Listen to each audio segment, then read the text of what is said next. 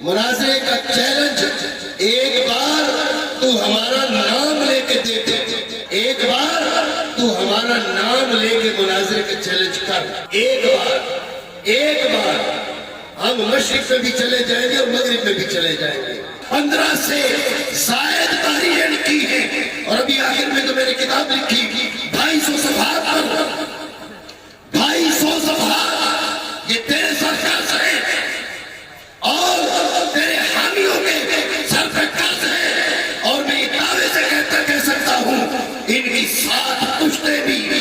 سادات کرام کے اس نوکر کی اس تحریر کا جواب کبھی نہیں دے سکتی۔ یہ تو متروک العمل ہے۔ اس کی کتاب پر کیسے عمل کیا جائے اور اس کی کتاب کیسے معتبر ہو سکتی ہے جبکہ اس نے ان تمام ترجمان مترفزات تفضیلیوں اور افسوں کے ساتھ تعلقات قائم رکھے ہوئے ہیں؟ کیسے ہم مان جائیں اس کی تحقیق کو؟ کیسے اہل سنت ایکسپٹ کرے اس کی تحقیق اور اس کی کتاب کو؟ ہم اس کی ساری تحقیق اس کے منہ پر مارتے ہیں۔ ایسا جاہل اور ایسا علمی یتیم شخص اپنی اس بدباطنی پر اور اپنی اس علمی یتیمی پر اہل سنت و جماعت کے عقائد و نظریات سے بغاوت کر کے روافض کو تقویت دینا چاہتا ہے۔ جس انسان کو الف لام حرف تعریف کا پتہ نہیں ہے وہ شخص امام جلال زیدہ شرف کو نحو پڑھانے کی باتیں کر رہا ہے۔ ارے جس بیچارے کو اتنا پتہ نہیں ہے کہ لفظ مردات ہے یا مردات ہے وہ باتیں کرتا ہے امام جلالی کو نحو پڑھانے کی۔ جاہل کو اگر جہل کا انعام دیا جائے اس حادثے وقت کو کیا نام دیا جائے؟ بسم اللہ الرحمن الرحیم، رب اشرح لی صدری ویسر لی امری واحلل عقدۃ من لسانی یفقہوا قولی۔ الصلاۃ والسلام علیک یا سیدی یا رسول اللہ وعلی آلک و اصحابک یا سیدی یا حبیب اللہ۔ السلام علیکم ورحمۃ اللہ وبرکاتہ۔ امید ہے میرے تمام سامعین و ناظرین بخیریت ہوں گے۔ اللہ تعالیٰ سب کو سلامت بکرامت رکھے، اللہ تعالیٰ سب کو اپنے حفظ و امان میں رکھے۔ ناظرین کرام، جس طرح کہ آپ کو معلوم ہے کہ الحمدللہ ہمارا یہ سلسلہ جو کہ اللہ کے فضل سے اور رسول اللہ صلی اللہ علیہ وسلم کی نظر عنایت سے اور امام جلالی زیدہ شرف کے فیضان سے روافظ اور ان کی جتنے بھی سہولت کار، ان کی ہم نوالہ و ہم پیالہ ہیں، ان کی جتنی بھی کارستانیاں ہیں، ان کا رد الحمدللہ ہم مرحلہ وار کر رہے ہیں، اور جو کہ بڑے ہی اخسر انداز سے بدستور یہ سلسلہ جاری و ساری ہے۔ اور اسی ضمن میں ہی ہم نے 28 اکتوبر کو روافظ اور ان کے سہولت کاروں، ان کی ہم نوالہ و ہم پیالہ کو چیلنج کیا تھا، اور بالخصوص جو کہ تکفیری ٹولے کے 4 اشخاص ہیں، ہم نے ان کو نومینیٹ کر کے 4 نومبر کا دن دیا کہ عدالت میں پیش ہو کر دلائل پیش کریں وگرنہ ہمارے سے مناظرہ کریں۔ 4 نومبر کے دن تک ان 4 میں سے کسی نے بھی ہمیں افیشلی پیغام نہیں بھیجا، چونکہ 4 نومبر کے دن تک ہم نے انہیں اختیار دیا تھا کہ آپ جہاں چاہیں، جس جگہ پہ چاہیں، آپ ہمیں ٹائم دیں، ہم انشاءاللہ العزیز اللہ کے فضل سے رسول اللہ صلی اللہ علیہ وسلم کی نظر عنایت سے وہاں انشاءاللہ پہنچیں گے۔ خیر، اس کے بعد ہم نے انہیں دوبارہ 22 نومبر کا دن دیا کہ آپ مرکز صراط مستقیم تاج باغ لاہور میں تشریف لائیں اور امام جلالی زیدہ شرف کے موقف پر ہمارے ساتھ آ کر مناظرہ کریں۔ 22 نومبر کا دن بھی گزر گیا، ان 4 میں سے کسی کو بھی ہوش نہ آئی کہ ہمیں بار بار چیلنج کیا جا رہا ہے اور ہمیں نومینیٹ کر کے چیلنج کیا جا رہا ہے تو ہم ان کے ساتھ مناظرہ کریں۔ 27 نومبر کو اسی تکفیری ٹولے کے اس مفتی کی رگ پھڑکی اور اس نے ایک مجمع میں دوبارہ اپنی زبان کھولی اور مجھے مخاطب کر کے اس نے کہا کہ ایک دفعہ مجھے میرا نام لے کر تو چیلنج کر، میرا نام تو لے ایک دفعہ، دیکھنا میں کیسے مشرق میں بھی پہنچتا اور کیسے مغرب میں بھی پہنچتا۔ آخری جملہ میری بات ختم۔ مناظرے کے چیلنج کی ضرورت نہیں ہے، مناظرے کے چیلنج کی ضرورت نہیں ہے۔ مناظرے کا چیلنج، ایک بار تو ہمارا نام لے کے دیکھ۔ نہیں سمجھ رہے آپ بات کو؟ مناظرے کے چیلنج تو ہوائی دے رہا ہے، ایک بار تو ہمارا نام لے کے مناظرے کے چیلنج کر، ایک بار ہم مشرق میں بھی چلے جائیں گے اور مغرب میں بھی چلے جائیں گے۔ حالانکہ نام تو پہلے بھی میں نے لیا تھا، عقل مندارا اشارہ بس است، عقل مندوں کے لیے تو اشارہ کافی ہے اور سمجھ اسے بھی لگ گئی ہے کہ یہ چیلنج مجھے ہی کیا جا رہا ہے، تو کم از کم اس کا یہ دل چاہتا ہے کہ ایک دفعہ کوئی میرا نام تو لے۔ اتنی جو میں نے اہل سنت کے عقائد و نظریات سے انحراف کر کے خیانت کی ہے، عقائد اہل سنت کے ساتھ اور معاذ اللہ تعصب پسندی بغض حسد کی بنیاد پر میں نے جو یہ کتاب لکھی ہے، کم از کم کوئی میرا نام تو لے۔ یہ اتنا کہہ دیتے ہیں کہ جی سستی شہرت کا پجاری، سستی شہرت کا متلاشی، لوگوں کو پتہ ہی نہیں چلتا یہ کون ہے۔ تو آج میں اس کا نام لے رہا ہوں، مفتی محمد چمن زمان نجم القادری صاحب۔ میں آپ کا نام لے کر آپ کو آج چیلنج کر رہا ہوں، اپنی اسی کتاب جو کہ تو نے تنزیہ مکانت الزہرا عن وصمت الخطا محفوظہ عن الخطا، اس نام سے جو تو نے کتاب لکھی ہے، اسی کتاب پر ہی آ جاؤ، اسی پر ہی بات کر لیتے ہیں۔ کیونکہ ناظرین کرام، اس کی ویڈیو جو مجھ تک پہنچی، اس کے تھمبنیل پہ یہ لکھا تھا کہ امام جلالی زید شرفو کے حامی پہلے اس کتاب کا جواب لکھیں، اور پھر اپنی اس ویڈیو میں یہ کہہ رہا تھا کہ اس کی 7 پشتیں بھی میری اس کتاب کا جواب نہیں لکھ سکتی۔ 15 سے زائد تحریریں کی ہیں، اور ابھی آخر میں تو میں نے کتاب لکھی 250 صفحات پر، 250 صفحات، یہ تیرے سر کا اثر ہے اور تیرے حامیوں کے سر پہ قرض ہے، اور میں یہ دعوے سے کہہ سکتا ہوں ان کی 7 پشتیں بھی سادات کرام کے اس نوکر کی اس تحریر کا جواب کبھی نہیں دے سکتی۔ تو جناب سستی شہرت کے پجاری اور متلاشی مفتی صاحب، میں آپ کو خوشخبری سنا دوں کہ آپ کی اس کتاب کا رد ہو چکا ہے الحمدللہ، اللہ کے فضل، رسول اللہ صلی اللہ علیہ وسلم کی نظر عنایت سے۔ اور پھر ناظرین کرام، مزے کی بات یہ ہے کہ جس شخصیت نے، جس ہستی نے اس نام نہاد مفتی کی کتاب کا رد کیا ہے، اس وقت وہ شیخ الحدیث مرکز صراط مستقیم ہیں، اور اس نام نہاد مفتی کے وہ استاذ بھائی ہیں جنہوں نے اس کی کتاب کا رد کیا ہے۔ میری مراد شیخ الحدیث حضرت مولانا مفتی محمد جاوید اقبال سیالوی جلالی زید شرفہ، شیخ الحدیث مرکز صراط مستقیم تاج باغ لاہور، انہوں نے اس موصوف کی کتاب کا رد کیا ہے، کشف الغطاء عن مسئلات الخطا، اس نام سے انہوں نے اس کتاب کا رد کر دیا ہے، اور انشاءاللہ ان قریب وہ آپ کے ہاتھوں میں ہوگی۔ آپ دیکھیں گے کہ اس شخص نے کتنی خیانتیں کی اور کس قدر اہل سنت کے عقائد و نظریات سے انحراف کر کے اس نے ضعیف اقوال ذکر کیے، محض روافض کو تقویت دینے کے لیے اور تفضیلیت کو تقویت دینے کے لیے۔ لیکن الحمدللہ میرے استاد گرامی حضرت قبلہ مفتی شیخ الحدیث مولانا محمد جاوید اقبال سیالوی جلالی زید شرفہ نے بڑی ہی ٹھوس دلائل کے ساتھ اس کا رد کیا ہے۔ اور پھر اسی کے ساتھ ناظرین کرام، میں آپ کے سامنے یہ بات بھی رکھنا چاہوں گا اور آپ حیرت زدہ رہ جائیں گے کہ اس سستی شہرت کے پجاری مفتی نے جو اپنی کتاب کا نام رکھا تنزیہ مکانت الزہرا عن وصمت الخطا، آپ کو پتا ہے کہ اس نے نام کہاں سے چوری کیا؟ میں نے تو اس شخص کے بارے میں یہی انکشاف کیا تھا کہ یہ شخص سارق التحریر ہے، لیکن بعد میں پتا چلا کہ یہ سارق التحریر نہیں بلکہ یہ سارق القطب بھی ہے۔ جس طرح کہ اس نے اپنے اس کتاب کا نام جو رکھا ہے، اس نے میرے امام اہل سنت مجددین ملت الشاہ امام احمد رضا خان فاضل بریلوی قدس سر العزیز کی کتاب تنزیہ المکانت الحیدریہ عن وصمت عہد الجاہلیہ، اس خائن اعظم سستی شہرت کے پجاری مفتی اور متلاشی مفتی نے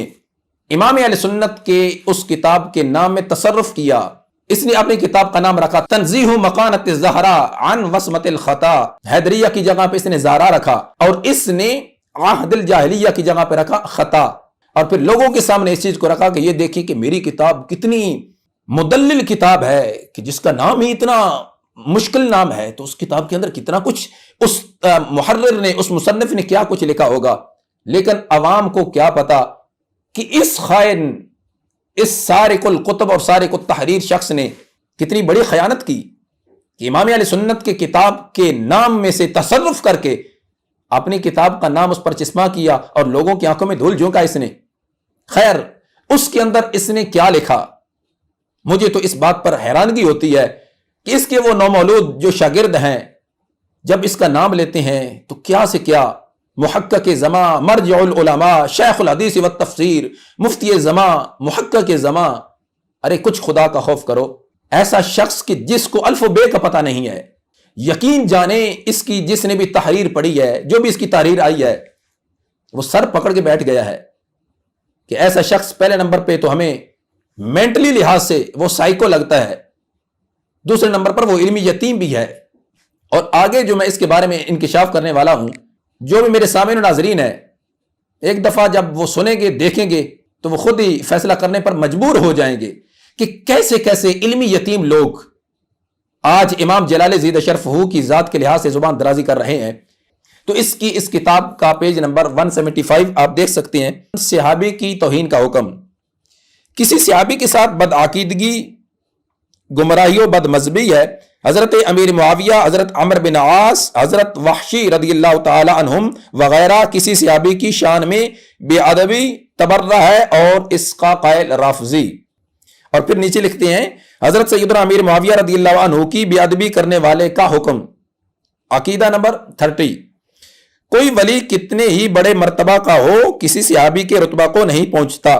حضرت علی رضی اللہ عنہ سے حضرت امیر معاویہ رضی اللہ تعالی عنہ کی جنگ خطا اجتہادی ہے جو گناہ نہیں، اس لیے حضرت معاویہ رضی اللہ تعالی عنہ کو ظالم، باغی، سرکش یا کوئی برا کلمہ کہنا حرام و ناجائز بلکہ تبرہ و رفض ہے۔ یہ اس نے خود اپنی اس کتاب میں نقل کیا ہے۔ اب اس کا عمل دیکھیے، جس سٹیج پر بیٹھ کر یہ بندہ نچیز کو بار بار یہ کہہ رہا تھا کہ ایک دفعہ تو میرا نام تو لے، دیکھنا میں کیسے مشرق میں پہنچتا ہوں، کیسے مغرب میں پہنچتا ہوں۔ جو اس کے رائٹ سائڈ پہ جو شخص بیٹھا ہے پیر آصف علی شاہ،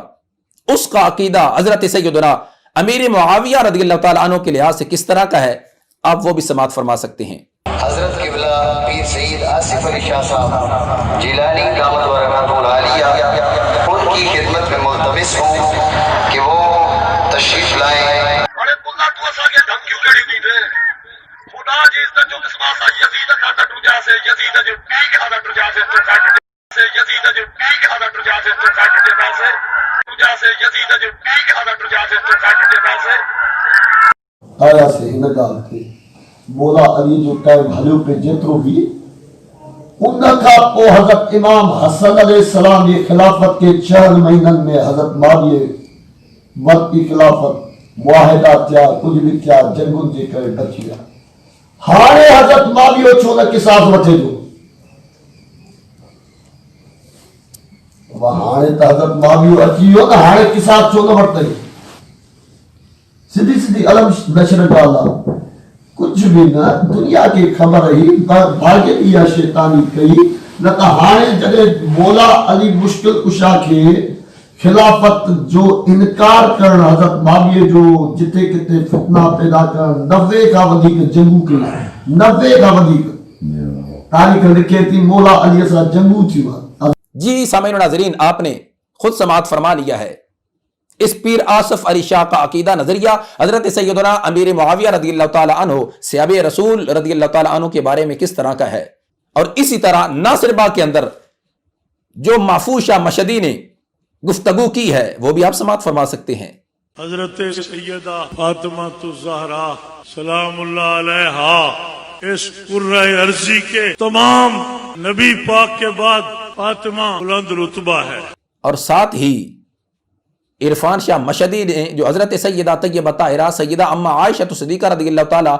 عنہا کی مقدس ذات کے حوالہ سے مطلقاً خطا کا قول کیا ہے۔ اور اس خطا پر حضرت عائشہ صدیقہ روتی تھی کاش میں اس سے پہلے مر جاتی اور میں کبھی ان سے اگرچہ ان کے اپنے خیال میں وہ بھی غلط مطالبہ نہ تھا مگر فرماتی پھر بھی میں خطا پر تھی کہ علی ہے، جب وہ امیر المومنین ہے تو میرے لیے لازم تھا کہ میں ان کی اتباع کرتا۔ حنیف قریشی نے بھی حضرت سیدہ اما عائشہ صدیقہ رضی اللہ تعالی عنہا کے لحاظ سے مطلقاً خطا کا قول کیا ہوا ہے، وہ بھی آپ سماعت فرما سکتے ہیں۔ حضرت عائشہ اور حضرت علی کا تنازع ہوا حق علی کے ساتھ، یہ صدیوں سے خارجیوں اور ناسبیوں کا عقیدہ ہے کہ علی بھی حق میں اور ان کے مقابلے میں آنے والے بھی حق میں، غلط ہے۔ اس پر اہل سنت و جماعت کا اجماع ہے کہ علی حق پہ تھے اور میرے مولا علی کے مقابلے میں آنے والے خطا پر تھے۔ وہ بے خطا نہیں تھے، وہ خطا پہ تھے، وہ بے خطا نہیں تھے، وہ خطا پہ تھے۔ جی سامعین و ناظرین، آپ نے یہ ساری ویڈیوز سماعت فرما لی ہیں۔ اس نے کیا لکھا ہے کہ کسی بھی صحابی کے بارے میں اس طرح کا نظریہ رکھنا یہ رفض ہے، اور یہاں تک کہ اس نے اپنے اس کتاب کے پیج نمبر 174 میں یہ بھی لکھا ہے وہ شخص خائب و خاسر ہے جس نے صبح و شام اس حال میں کی کہ اس کے دل میں سیدہ طیبہ طاہرہ سیدہ عائشہ صدیقہ رضی اللہ تعالی عنہا کا یا صحابہ کرام میں سے کسی کا یا اہل بیت کرام میں سے کسی کا بغض ہو، اللہ جل وعلا ان سب سے راضی ہو اور ہمیں ان کی محبت سے نفع بخشے، اور آگے یہ بھی لکھتا ہے جس شخص نے نبی کریم علیہ السلام کے صحابہ میں سے کسی کو برا بلا کہا، جناب ابو بکر کو، جناب عمر کو، جناب عثمان کو، یا جناب معاویہ کو، یا جناب عمر بن عاص کو رضی اللہ تعالیٰ عنہم، اگر اس نے کہا کہ یہ لوگ گمراہیوں کفر پر تھے تو اسے قتل کر دیا جائے گا، اور اگر انہیں لوگوں کے بیچ دی جانے والی گالیوں میں سے کوئی گالی دی تو اسے سخت سزا دی جائے گی۔ اب اس نے اپنی کتاب کے اندر جو روایات نقل کی ہیں اور جو حکم صحابہ کرام علیہم رضوان کے بے ادب گستاخ کے لحاظ سے ذکر کیے ہیں، لیکن اس کا عمل دیکھیے، وہ حنیف قریشی ہو وہ بھی اس کا رائٹ ہینڈ، اور یہ آصف شاہ ہو وہ بھی اس کے ساتھ اسی سٹیج پر بیٹھا ہے، اس کی رائٹ طرف بیٹھا ہوا ہے، اور وہ محفوظ شاہ مشہدی ہو عزت رسول کانفرنس میں ناصر باغ کے اندر جو کی گئی اسی سٹیج پر یہ موجود تھا۔ عرفان شاہ مشہدی کے ساتھ اس کے تعلق آج بھی قائم ہے۔ اب انسانوں کے جو نظریات ہیں وہ اس کے سامنے ہیں، اور مجھے حیرانگی ہوتی ہے اس کی تحقیق پر کہ احناف نے جو خبر روایت کو قبول کرنے کے لحاظ سے شرائط ذکر کی ہیں، ان میں ایک شرط یہ بھی ہے کہ راوی کا اپنا فتویٰ یا فعل اپنی ہی روایت کے خلاف نہ ہو۔ اب اس نے اپنی اس کتاب کے اندر جو احکام ذکر کیے ہیں، اس کا اپنا عمل، اس کا اپنا فعل اس کے خلاف ہے، تو یہ تو متروک العمل ہے۔ اس کی کتاب پر کیسے عمل کیا جائے اور اس کی کتاب کیسے معتبر ہو سکتی ہے جبکہ اس نے ان تمام ترجمان مترفزات تفضیلیوں اور رفضوں کے ساتھ تعلقات قائم رکھے ہوئے ہیں؟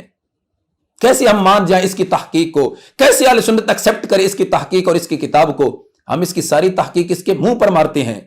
ایسا جاہل اور ایسا علمی یتیم شخص اپنی اس بدباطنی پر اور اپنی اس علمی یتیمی پر اہل سنت و جماعت کے عقائد و نظریات سے بغاوت کر کے روافض کو تقویت دینا چاہتا ہے۔ ناظرین کرام، پھر میں آپ کے سامنے ایک ایسی اس کی تحقیق بھی رکھنے لگا ہوں، اور بالخصوص یہاں پر میں توجہ چاہوں گا اپنے سامعین و ناظرین میں سے جو علماء ہیں اور طلباء ہیں، بالخصوص جو نحو میر کے طلباء ہیں، ان کی میں توجہ چاہوں گا۔ اور پھر یہ بھی میں ذکر کرنا ضروری سمجھتا ہوں کہ اس نے بار بار اپنے ان نومولود شاگردوں کو سامنے کیوں کیا اور ان کے پیچھے اس نے کیوں چھپنا چاہا؟ وجہ کیا ہے؟ ریزن کیا ہے؟ کیا وجہ ہے؟ یہ خود کیوں نہیں بولتا؟ اصل میں اس کے اندر اتنی کیپیبلٹی ہی نہیں ہے، اس کے اندر اتنی صلاحیت اور قابلیت ہی نہیں ہے۔ ظاہر ہے کہ لوگوں کو زیری بود و باش سے،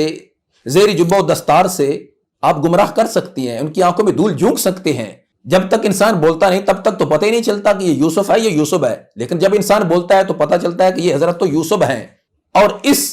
سستی شہرت کے پجاری مفتی کی بھی کچھ یوں ہی کیفیت ہے کہ جب اس کی میں نے تحریریں دیکھی، پڑھی، مجھے حیرانگی ہوئی کہ یہ شخص سارے کو تحریر ہے، یہ تحریر چوری کرتا ہے۔ تو میں نے اس کی ایک سپیچ سنی جو کہ جمعے کا اس کا خطبہ تھا، اگر اس نے اس کو ڈیلیٹ نہیں کیا تو آج بھی اس کے پیج پہ آپ دیکھ سکتے ہیں، جو کہ 39 منٹ پہ مشتمل ہے۔ اور میں نے اس کے اس بیان میں سے آغاز میں سے 3-4 منٹ سنے اور آخر میں سے 2-3 منٹ میں نے سنے ہیں، میں نے اس کا مکمل نہیں سنا۔ اور آغاز میں اس نے جو ایک روایت پڑھی سرکار دو عالم نور مجسم شفیع معظم صلی اللہ علیہ وسلم کا فرمان علی شان اس نے پیش کرتے ہوئے عبارت پڑھی، میرے آقا علیہ السلام نے اپنے وصال کے قریب ساری تعلیمات کا خلاصہ اس انداز میں بیان فرمایا انی تارکن فیکم ثقلین، میں تمہارے بیچ 2 چیزیں چھوڑ کے جا رہا ہوں۔ معرفہ کو اس نے نکرہ پڑھا ہے، اصل میں عبارت ہے انی تارکن فیکم الثقلین۔ الثقلین معرف باللام ہے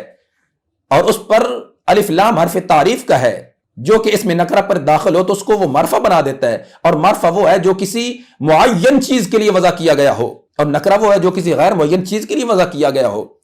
اور سرکار دو عالم نور مجسم شفیع معظم صلی اللہ علیہ وسلم نے اپنے اس فرمانی علی شان میں خاص 2 چیزوں کا ذکر کیا، قرآن اور اپنی اطرت کا، آل کا ذکر کیا، اور اس نے معرفہ کو نکرہ پڑھ کر خاص کو عام بنا دیا ہے۔ اور پھر جو اس کا نام مولود تھا، ظاہر ہے کہ شاگرد اپنے استاذ کی شہرت کا سبب بنتا ہے، کیا بدنام ہو کے تو نام نہیں ہوگا، تو اس کا وہ نام مولود شاگرد بار بار کہہ رہا تھا کہ جی آپ اس جان خیر الورا صلی اللہ علیہ وسلم کے جواب لکھ دیں، تو میں نے اس کی فرمائش پہ دوبارہ اس جان خیر الورا صلی اللہ علیہ وسلم کو بریک بینی سے اور دقیق نظر سے پڑھا تو میری نظر سے ایک مقام گزرا۔ یہ تعصب پسندی کا مریض سستی شہرت کا پجاری مفتی امام جلالی زیدہ شرف کو مخاطب کر کے کہتا ہے کہ یہ مہربانی کیجئے گا کہ واقعہ کی ضمیر مذکر کو لے کر جواب مت بنائیے گا، ورنہ مجھے ناو کا درس بھی دینا پڑے گا۔ لیکن جب میں نے اس کی یہ تقریر سنی کہ جس انسان کو الف لام حرف تعریف کا پتہ نہیں ہے، کہ جب یہ اس میں نکرہ پر داخل ہو تو اس کو معرفہ بنا دیتا ہے، اور پھر معرفہ کس معنی کے لیے آتا ہے؟ تو وہ شخص امام جلال زیدہ شرف ہو کو نحو پڑھانے کی باتیں کر رہا ہے۔ جاہل کو اگر جہل کا انعام دیا جائے، اس حادثہ وقت کو کیا نام دیا جائے؟ ارے ایسا جاہل انسان، ایسا علمی یتیم انسان کہ جس کو ایک بنیادی قانون جو کہ نحوی میر کا پڑھنے والا جو اسٹوڈنٹ ہے اس کو بھی پتا ہے کہ یہ الف لام تعریف کا ہے، اور اس میں نکرہ پر داخل ہوتا ہے اور اس کو معرفہ بنا دیتا ہے، اور معرفہ وہ ہے جو کسی خاص معین چیز کے لیے وضع کیا گیا ہو، لیکن اس بیچارے کو اس کا بھی پتہ نہیں ہے۔ اور پھر ناظرین کرام یہ خود کیوں نہیں بولتا؟ جس طرح کہ پہلے میں نے ذکر کیا کہ اس کو پتہ ہی نہیں ہے، اتنی اس کے اندر کیپیبلٹی نہیں ہے، صلاحیت ہی نہیں ہے کہ میں نے کیا بولنا ہے، کس کا رد کرنا ہے، دلائل کیا ذکر کرنے ہیں، اور جب بھی بولتا ہے جہالت کے گل کھلاتا ہے۔ میں آپ کے سامنے اسی بیان میں جو کہ میں نے اس کا ایک پہلے حوالہ پیش کیا ہے اور آخر میں جو میں نے 2-3 اس کی منٹ سنے، اس نے ایک روایت پیش کی ہے، وہ آپ پہلے اس کی ویڈیو کی صورت میں سماعت فرما لیں، پھر انشاءاللہ اس پر میں گفتگو کرتا ہوں۔ تو آخری جملہ حضرت بکر صدیق رضی اللہ عنہ سیدہ کے سامنے کیا کہا؟ آپ نے فرمایا ما ترکت الاہل والمال والعشیرہ الا لمرضات اللہ ورسولہ ولمرضاتکم یا اہل البیت۔ فرمایا میں گھر چھوڑ کے آیا، میں مال چھوڑ کے آیا۔ جی سامعین و ناظرین، آپ نے سماعت فرمایا، یہ اس نے اپنے جمعہ کے خطبہ میں روایت پیش کی ہے، اور اس نے عبارت کیا پڑھی؟ ما ترکت الاہل والمال والعشیر الا لمرضات اللہ ورسولہ ولمرضاتکم یا اہل البیت۔ یہ اس نے عربی عبارت پڑھی ہے اور زبانی پڑھی ہے، اصل عبارت کیا ہے؟ اسی کی یہ تحریر جان خیر الورا۔ میں اس کے اس نو مولود کو بھی مخاطب کرنا چاہوں گا کہ یہ تمہارے اس محقق زما اور مرجع العلماء کی تحریر جان خیر الورا صلی اللہ علیہ وسلم ہے۔ عمدۃ القاری کا اس نے حوالہ دیا اور عربی عبارت اس نے لکھی ہے، واللہ ما ترکت الدار والمال والاہل والعشیرۃ الا ابتغاء مرضات اللہ ومرضات رسولہ ومرضاتکم اہل البیت۔ اصل عبارت یہ ہے، اور یہاں یہ دیکھ کر لکھ رہا تھا، کاپی پیسٹ کر رہا تھا، اور یہاں اس نے صحیح لکھی۔ جب اس نے زبانی پڑھی غلط پڑھی، اعراب اس نے غلط پڑھے، یہاں تک کہ اس کو اتنا پتہ نہیں ہے کہ مردات ہے یا مردات ہے۔ کاش کہ اس کو قرآن مجید فرقان حمید کی وہ آیا کریمہ یاد ہوتی، وَمِنَ النَّاسِ مَن يَشْرِي نَفْسَهُ ابْتِغَاءَ مَرْضَاتِ اللَّهِ۔ ارے جس بیچارے کو اتنا پتہ نہیں ہے کہ لفظ مردات ہے یا مردات ہے، وہ باتیں کرتا ہے امام جلالی کو ناو پڑھانے کی۔ ارے اے سستی شہرت کے پجارے مفتی، تیرے بارے میں تو میں صرف اتنا ہی کہہ سکتا ہوں کہ شعبدہ گر بھی پہنتے ہیں خطیبوں کا لباس، بولتا جاہل ہے، بدنام خرد ہوتی ہے۔ اگر تمہارے میں ہمت ہے، اگر تمہارے میں کچھ دم خم ہے، اور تمہارے میں اتنی اگر سکت ہے، تو اب میں دوبارہ تمہارا نام لے کر تمہیں چیلنج کر رہا ہوں کہ چمن زمان نجم القادری اپنی ایک تحریر کا تو دفاع کر کے دکھا دے، جو کہ تو نے میرے امام اہل سنت مجددین ملت شاہ امام احمد رضا خان فاضل بریلوی قدس سر العزیز کے کتاب کے نام میں تصرف اور خیانت کر کے اپنی کتاب کا نام تو نے چسپاں کیا اور لوگوں کی آنکھوں میں دھول جھونکی ہے۔ اپنی اسی کتاب کا دفاع کر کے دکھا دے۔ میں انتظار کروں گا جب تک بھی زندہ رہنا ہے، حق قول زما سے کہنا ہے، کیا ڈر ہے موت کا اے آصف، جب جانا اپنی باری ہے۔ اللہ تبارک و تعالی جل جلالہ کی برگہ اقدس میں دعا ہے کہ اللہ ہمیں احقاق حق ابطال باطل کے لیے ہر وقت ہمہ تن کوشاں رہنے کی توفیق رفیق نصیب فرمائے۔ وما توفیقی الا باللہ۔